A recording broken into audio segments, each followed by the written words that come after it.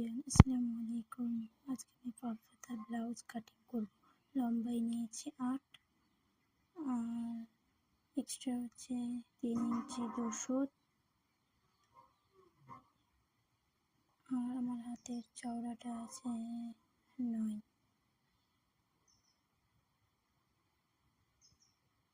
আর আমার এখানে হচ্ছে মহড়া 11, তার অর্ধেক হচ্ছে 5.5। একটা দাগ নিয়ে নেব আর 1.5 ইঞ্চি এক্সট্রা, বাকি অংশটা দাগ দিয়ে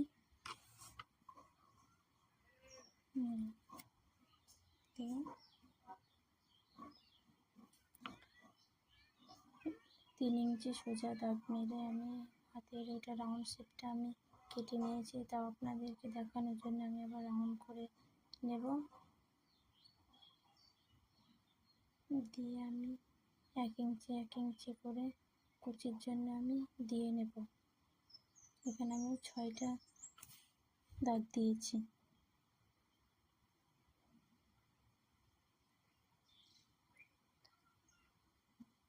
লাস্টের ওই কাপড়টা আমি কেটে নেব।